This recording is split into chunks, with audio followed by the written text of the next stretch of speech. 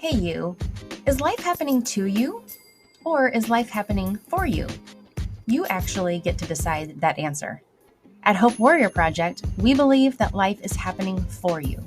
And the purpose of our podcast is to inspire you to know that for yourself. So turn up that volume and take a listen to today's episode. This season, we are talking about ditching the mindset of powerlessness. The stories we have shared have all highlighted different ways that people have claimed power, and one thing that every single story has in common is that every single one of them has been intentional about their mindset. They made the effort to dig deep and understand themselves better. They all did the work of self-reflection and made the decision to figure out a better way. So today, I want to talk about the power of self-reflection. Here is a quote by Maya Angelou that fits in perfectly with what we are talking about at Hope Warrior Project. You may not control all the events that happen to you, but you can decide not to be reduced by them. Try to be a rainbow in someone else's cloud. Do not complain. Make every effort to change things you do not like. If you cannot make a change, change the way you have been thinking. You might find a solution. The ending of the quote is what I want to focus on today. Feeling stuck. The quote says, if you cannot make a change, change the way you have been thinking. Is there an area of your life where you feel like you are spinning your tires but not really going anywhere? You're making efforts to change something, but somehow you're not seeing progress, and there's this nagging feeling of discontent and unease. We all experience this to a varying degree throughout our lives. This happens because we try to change what we do not like with the same thinking that created what we don't like in the first place. We try to treat the symptoms with what we really need to do is treat the root cause, which is never obvious and requires digging deep. Treating the discomfort of symptoms is much easier than facing the discomfort and even creating more of it to heal. But if we take that route, we eventually are faced with a divine storm. This is something that cannot be ignored. It's your creator backing you into a corner to get your attention, to wake up and live your purpose now. I have learned a lot about divine storms from other sources, but I am also speaking from experience. I avoided discomfort for basically my whole life until one day it was unavoidable. My wake-up call was an attack on what I depended on the most, my marriage. At first, I stared at the symptoms of the failing marriage and tried desperately to take control, but it was not until I was willing to dig deep and self-reflect that my precious marriage was returned to me. Trust me, I resisted to do the work for a long time and instead chose to focus on everything but myself in the form of blaming and shaming. This caused even more pain and heartbreak, and although I did figure it out eventually, I wish I could have avoided the additional harm that was caused. And honestly, the storm could have been avoided altogether if I had been proactive. But regrets are never productive. I'm so blessed to have learned from what happened from that experience, and now I know better. Now I self-reflect before the storm, and I encourage you to do the same. Are you feeling some resistance? That's totally normal. Most of us resist diving deep into our stories and doing the work. But why?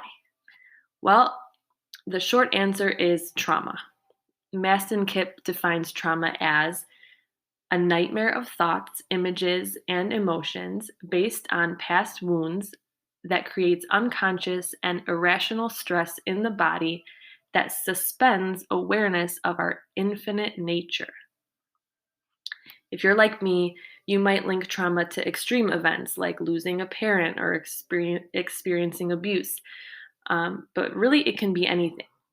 It isn't the actual event that makes it a trauma, it is how our bodies respond to the event. And what makes this a huge challenge is that it's unconscious until we decide to make it conscious. This means that many of us are unaware of our traumas because the mind has pushed it out of our consciousness as a form of coping.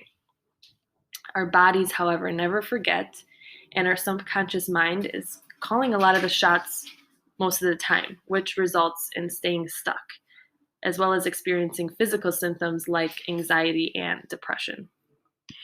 So, what do? We self reflect. We face the traumas and learn how they are affecting us.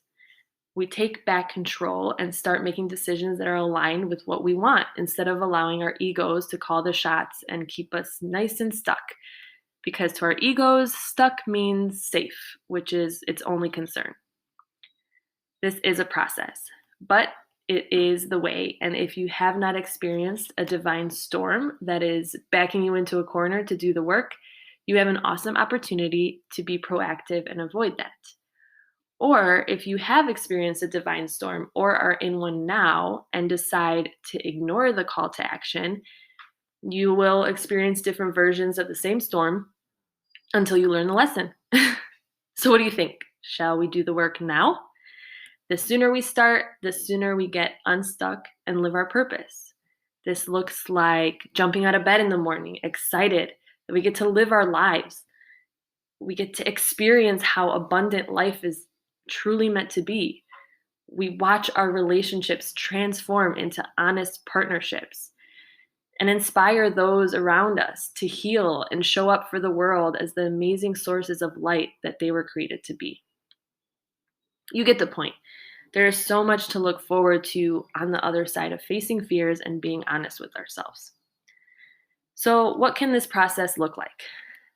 First, we need to examine where we are stuck and why. What behaviors are holding us back? What stories are fueling these behaviors? Where did the stories come from? What happened in the past that created them? Why do we even want the change? Second, we need to discover what we are being held back from. So, what is our purpose anyway? Why haven't we been living that purpose up to this point? What makes us happy? What have we been giving our power away to? What have we been putting first? Then we need to release whatever is not in alignment with that purpose to create space for the new. What do we need to accept? What do we have to offer? Are we getting in our own way? And then finally, we need to plan to invite in the new. Reflect on what is our unique gift? What needs to change? What do we believe about ourselves and others? And how will we make this our new reality? When all of this is worked through with honesty, we can start living in full alignment with our purpose and see that reflected in our circumstances through abundance.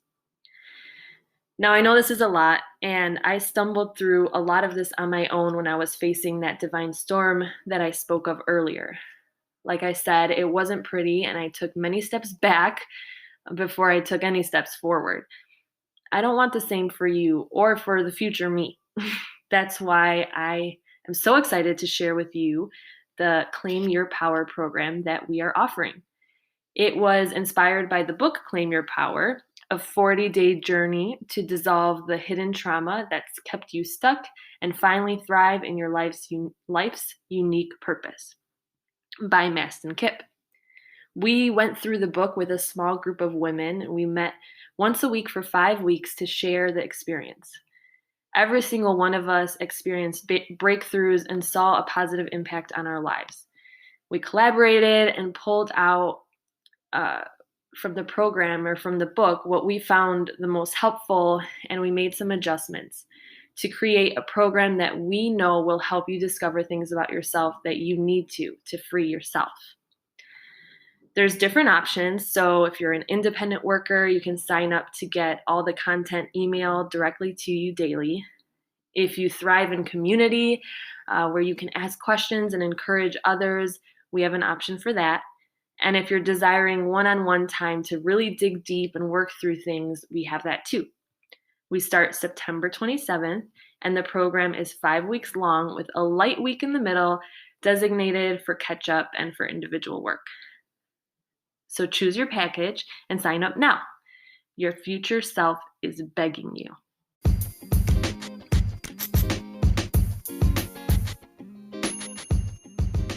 Thank you so much for joining us as we continue to decide that we will not be defeated by the challenges in life, but look for meaning and purpose so that we can better see that life is happening for us and not to us.